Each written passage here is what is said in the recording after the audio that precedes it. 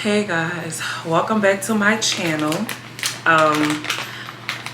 It is currently 6:19 in the morning and I decided to pick up the camera and film a get ready with me property management edition. I'm not too sure what I'm gonna chat about, but you know, it'll just be property management, real estate related. Just some tips and tricks for people who are currently renting apartments, things of that nature. You know, just some inside information, and I'll also just talk about like what I do, you know, what I do on a daily basis, how long I've been in this field and things like that. So let's get into the video. So I'm looking at the mirror. So basically, I am currently in Houston, if you all didn't know. I am in property management and I'm also a licensed realtor. So I do have experience on both sides. When it comes to apartments, I have experience on the realtor side, which is like apartment locating, and I also have experience on the inside, which is working in the leasing office. You know what, a lot of things going on right now. Rent is like really expensive. So I do like to speak to my clients, like, you know, about the market when they're looking for apartments and things of that nature. And I do like to do what I call like pre-qualifying them, or like fact finding, in order to make sure that whatever property I do, you know, choose for my clients are, you know, feasible for their lifestyle. And I don't think nothing's wrong with making sure that you qualify, you know, before you spend money on something, especially when, you know, those fees are non-refundable. So I do like to give my clients like real extensive details about what's going on in the market, how apartments are qualified, how apartments qualify their tenants, and things of that nature. So yeah, I also like to explain like the difference in pricing based on location. Like, of course, something that's inner city is going to, of course, have a higher market value than something that's outside of the city limits. Even when you're looking at places that are in nice suburban areas, for instance, like here outside the Houston area, like nice suburban areas would be like Sugarland and things like that. You will still find a more affordable apartment in those areas, even though it's known for like its expensive housing. You'll still find a more affordable apartment in those locations than you would if you were like looking at downtown or in the Heights and things like that. So I do try to, you know, inform clients, you know, of different scenarios and things like that. So I off subject. So I do use like the Anastasia Beverly brow pomade. Like, you guys, I am not a makeup artist. I just do my own makeup. Well, I try. I'm going in with the Tarte concealer underneath my eyes, and then I use foundation above. But anyways, so yeah, and as far as like property management, I do get a lot of questions from clients when it comes to like property management, like just questions in the leasing office. And if like, can the leasing office do certain things? So I definitely want to give y'all some insight on things that are allowed in the office and things that sometimes aren't allowed. For instance, As a renter, this is like a big thing right now, and I see it a lot on like TikTok, and floating around social media, and that is renters withholding rent for maintenance. I can't speak on every state because again, I don't have knowledge on every state, but I do have knowledge in the state of Louisiana and the state of Texas. And I am here to tell you, renters, you cannot, please, please, please, do not withhold rent due to maintenance. Because once they serve you that notice to vacate for non-payment of rent, whether it's a 30-day if they are under HUD or any government funded loans, or if it's a 3-day if they aren't listed under a HUD, which is a housing urban development, they can definitely, once that date surpasses that's on that notice, they can go forward with eviction for non-payment of rent. And a lot of people don't understand that. And you will really be upset because you'll go forth in front of the judge and you'll try to explain to the judge that, well, I didn't pay my rent because they didn't fix X, Y, and Z. And I guarantee you, because again, I go to court every week, the judge will tell you why you still living there. If you felt like it was uninhabitable, you should have moved. Like, the judge will tell you that. Or he'll give you the other scenario and say, well, you should have sued the complex for that. Unfortunately, they're here for rent and rent only, so we can't discuss any other matters. And that is how that's going to go. So now you have an eviction on your credit. Even if you have the money, you have to see if the landlord's willing to take the money now and let you stay, because sometimes they won't take the money. You know, definitely depending on the situation. Like, my first thought is not to evict, but I'm honestly, like, with this experience I have and definitely the entitlement that some people have when they come into the office, like, sometimes I don't accept the rent. It really just depends on the circumstance. Like, sometimes I don't accept it. I'm like, nah, like, we've decided that we just want possession of the unit. So you do definitely need to be mindful of that. Also, let's just talk a little bit about the eviction process. Let me just give y'all a little knowledge on that because a lot of people are uninformed. So when you get a notice to vacate, that is not an eviction. There's no need for you to call the office and say, y'all gave me an eviction notice. That is not an eviction. If you are getting an eviction, you will get served by your local constable's office. The constables will knock on your door. They have 3 attempts to serve you. If you do not answer on the 3rd attempt, they post that notice on the outside of the door with your court documents, okay? So now, at that point, the eviction is registered once you receive that court date and you have a pending eviction on your record. Now, a pending eviction is not the same as judgment granted. Again, it's not good, but it's not as bad. But it can definitely hinder you from finding an apartment, because some apartments will not allow that. They will tell you that you need to go and get that removed off your credit. So, with that being said,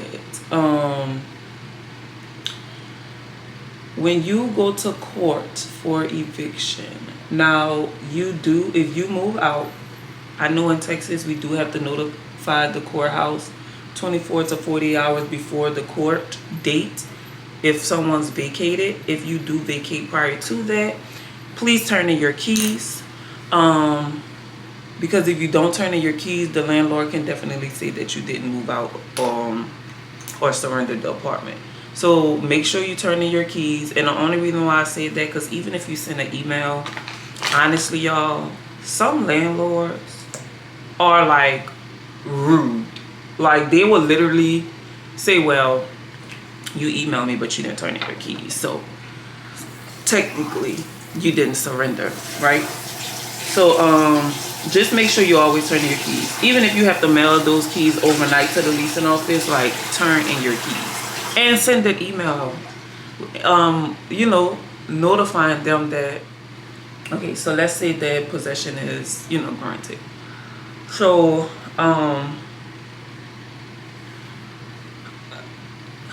some courthouses will give you the options that you have prior to the start of court. So if you're on time, you'll get that information. If you're not on time, then you'll be left to figure it out. But yeah. Let's say that judgment is granted, and the first option you have is to move out. So it's like, hey, I've lost, you know, the court case. I'll move out before a writ is filed. Now, like, a writ is a writ of possession. You do not want that to happen. A writ of possession is when 8 days after judgment, if you are still there, the landlord has the right to go to the court and file a writ on you to be forcibly removed from the property. You'll get a 24-hour notice placed on your door. If you are still there, the constables will come and remove all of your items, throw them outside, and now you're outside in front of everybody. And basically, depending on the constable that comes for the writ, like, sometimes they talk and sometimes they're like, okay, like, move your stuff out, I'll just wait here. Sometimes, yo, they could be rude. So I wouldn't even, you know, put myself in that situation. So that'll be your first option. Second option, which I think isn't the best option, is to file an appeal. Now, the reason why I say it's not a good option, because again, unless it's probable cause why you didn't pay rent and it has something to do with why you didn't pay rent, like not maintenance, then there's no reason to appeal. Because when you appeal, of course, you have to pay into the registry, and it's usually 1 month of rent or more. And that goes into the court registry, and you go to appeal court. Honestly, the landlord is still going to get possession, and depending on if the landlord gets that money out the registry or not, that money that you paid doesn't go towards the balance that you owe. So now, you know, you have eviction judgment, you just wasted money, and you still have to leave. So I don't recommend appeal court. You know, it just doesn't. To me, I'm like, if you're gonna spend that money, you might as well just leave. And then the third option would be to speak with the landlord and see if the landlord is willing to, you know, allow you to pay the balance in full and stay.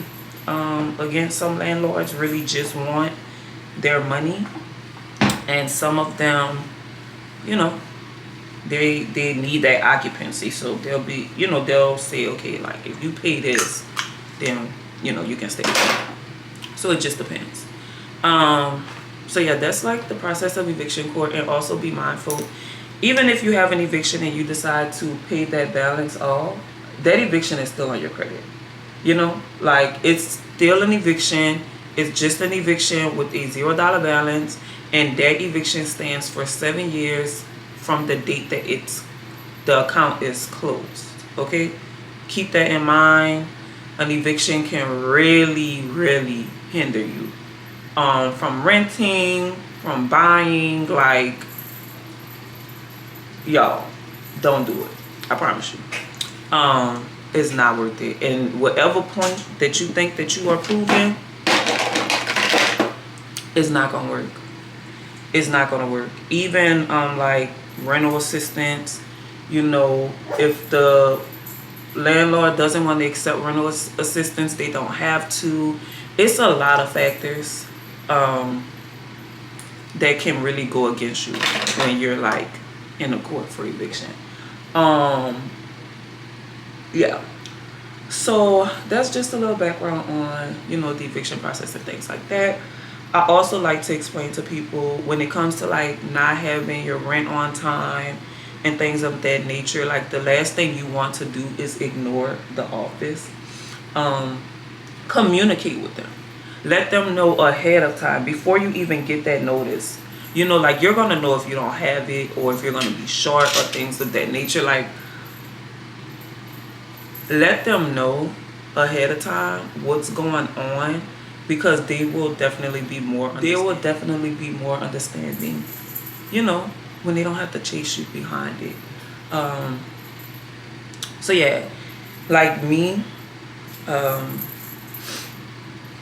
I'm really lenient, especially like at the beginning of the month, with, you know, residents who are coming ahead of time and like, hey, I don't have all of my rent, like I have this amount, things of that nature. I'll set up a payment arrangement, you know, no problem. It's the beginning of the month. But when I have like residents that ignore my notifications all month, and say it's like the 15th and you haven't paid anything all month, and now it's the 15th and you're like, I need to set up a payment arrangement, and you don't even have anything at least 50% on the 15th, like I most likely won't set up a payment arrangement based on like how much you owe, because you know that account has to be at a zero before the closeout. And I always like, you know, I like to talk to them, say, hey, well, I've been trying to contact you, you know, like, and I send out notifications to my resident, because I want you to know, like, you shouldn't be afraid to come in here and tell me like what's going on, you know, like I really just need to know what's going on so I can notate that, so we're all on the same page, you know. So y'all make sure y'all talk, like communicate with y'all leasing office, let them know what's going on. Don't be afraid to like send the email or say, hey, I need more time, or this came up, and things of that nature. Now of course, some people are rude for no reason, and you know, I'm definitely open to assist y'all with certain responses if you do, you know, have a situation and you're like, this is going on, I need help, like what can I do. Comment down below and I'll definitely like help y'all get through whatever like y'all have going on with y'all leasing offices, because I definitely do know that it can be a headache, because again, I've been on both ends. I've been a resident and I've been, you know, the manager. So yeah, that's just some little tips about that. Back to like apartment locating. So when it comes to like apartment locating, I do know out in Houston, you do have a lot of individuals that pose as apartment locators or someone that can assist you in finding a rental. Well, from my knowledge, the only state that does not allow an apartment locator to be a licensed realtor is Colorado. I'm gonna start there. And also the service is free. So if you have someone that is advertising on like Facebook Marketplace or something of that nature, an apartment complex, or they're telling you that they can assist you in finding an apartment rental or things of that nature, and they are asking you for money, it's a scam, because realtors, we do not take money from you all, because we are paid directly from the property management company for referring you as a resident. So that is just like a red flag that y'all can look out for. No one should tell you that they will assist you in finding an apartment in return compensation. Okay. Also, when choosing your apartment locator, I would definitely say go with someone who, one, communicates, okay, or someone who isn't looking for like just the commission. Like your realtor who is helping you with finding an apartment, it should be about you and what you want, not trying to force a certain property on you because they feel like it'll be best for you, but something that fits every requirement, or you know, majority of all the requirements that you know say that you're looking for. Make sure it's tailored to you. You know, the whole experience should definitely be tailored to you, because the last thing you want is to, be put in a situation where you're at an apartment that you aren't pleased with because your locator thought that it was for you and you knew it wasn't, but you still listened. Yeah, I'm gonna sit this right here. So that, and make sure that you are as detailed as possible when it comes to like criminal and rental. Credit depends, but you also still want to be detailed, because I would not want my client to apply for somewhere knowing that this property doesn't accept like broken leases, and you have a broken lease and I didn't know about it. There's properties that allow broken leases and things of that nature, but again, we would need to know that type of information in order to best assist you with the whole process. So it is very, very very, very important for you to not omit information. But again, it's also your apartment locator's job to make sure they're asking the right questions, because everybody don't ask the right questions, and that will sometimes leave you in a dark when it comes to that. So